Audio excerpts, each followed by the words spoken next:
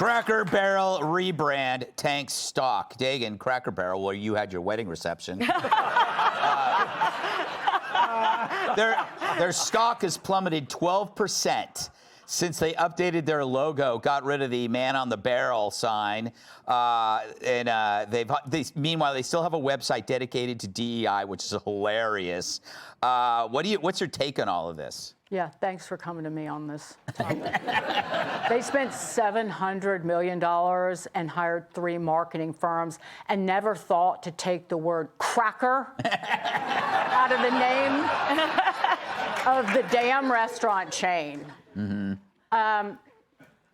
If we're going to talk, all right, the last fried chicken I ate was made by my grandmother, and she died in '91. So I'm not exactly the authority on this restaurant chain. But if you want me to be the authority on all things Southern, here it is.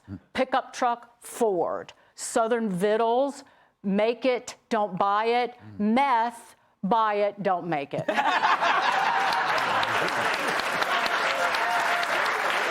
So true.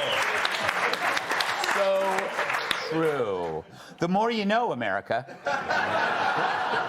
So, Paul, there's this, when you go into Cracker Barrel, they have this little peg game, and everybody plays it. And when you left 3 pegs on, they would call it dumb. And those who left 4 would be called an ignoramus. Mm-hmm. Like, whatever. So they updated it. So now, if you leave, 3 or more, it says, like, no reason to be embarrassed. Try again. I don't really care about this, but I go back to this point that corporations can do this stuff because they can afford to.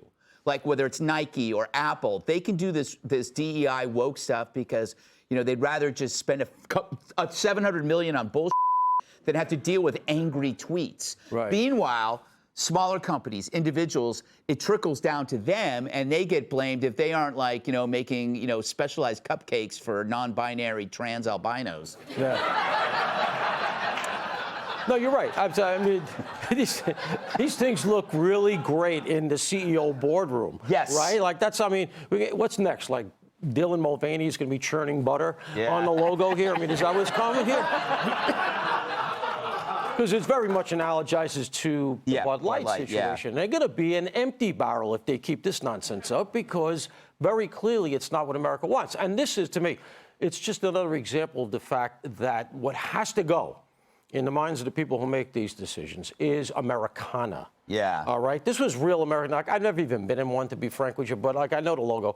And the image of that is so sort of Revolutionary War-ish. It's such traditional America. That has to go. They're doing the same thing in football, right? Where they got the male cheerleaders now and everything. And it's just, if it is traditional and if it's a bulwark of the American identity, it has to go. Yeah, it's a symbol of oppression, and I can't have that. And it's the politics of food, too, because they've actually weaponized that as well. It's a competition. First we had vegetarian. Then it had to be vegan, which is even more restrictive. Then they ended up with people who said, I can live on sunlight and water. Remember that bullshit? Yeah. Yeah, I think they called them bugs. I forgot what I was going to say, so let's move on. So, Kat, I have this sound on tape of the CEO stopping by Good Morning America yesterday to address the backlash. What's important is things that people love about Cracker Barrel. The soul of Cracker Barrel is not changing. The rocking chairs are still there. The fireplace is there. The peg game, all the things that make Cracker Barrel, the vintage decor, it's still there and it's working.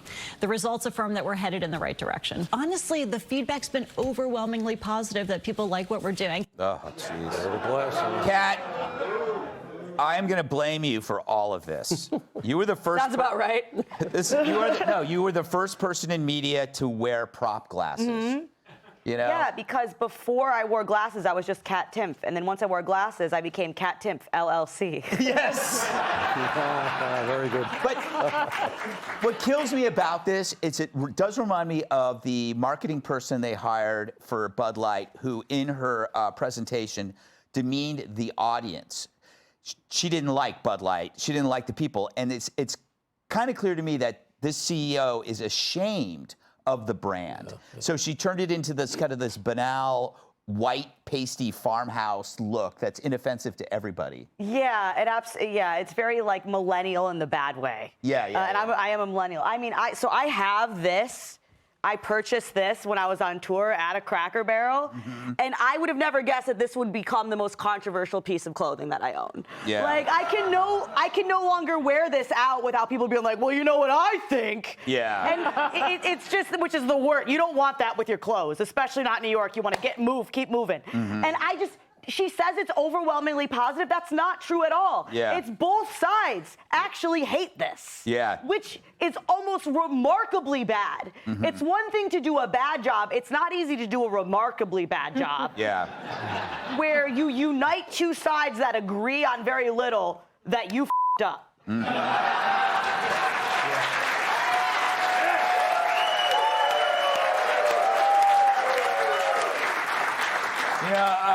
Oh, I am nearsighted, by the way, now. Yes, I wasn't at first. That was punishment. It was just for the look, and then I got what I wanted, I guess. Tom, is your whites-only men's group going to stop meeting at Cracker Barrel? We love meeting at Cracker Barrel. No, I do. I do go to Cracker Barrel. I love the place, and I used to wait to look for that logo on the highway because you don't want to go fast food. If you have some time, because let's face it, Cracker Barrel takes some time. You got to sit in the rocking chair. You got to wait to to sit down and everything. But this woman is so like it looks like she's never been to a Cracker Barrel. Looks like she has 3 meals a day at the French Laundry. Yeah. She looks like that CEO from that blood testing company that went to jail. Yes. Yeah. In fact, I think Cracker Barrel, that's a good, they ought to acquire that company. You could do like, you go to Cracker Barrel, you have the biscuits and gravy, test your blood. You got diabetes, it's on us. All right.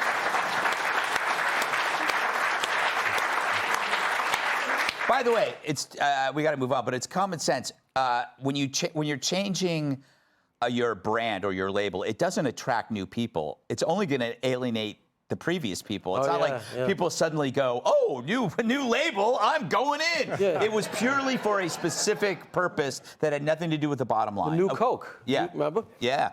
All right, up next. Hey, Sean Hannity here. Hey, click here to subscribe to Fox News YouTube page and catch our hottest interviews and most compelling analysis. You will not get it anywhere else.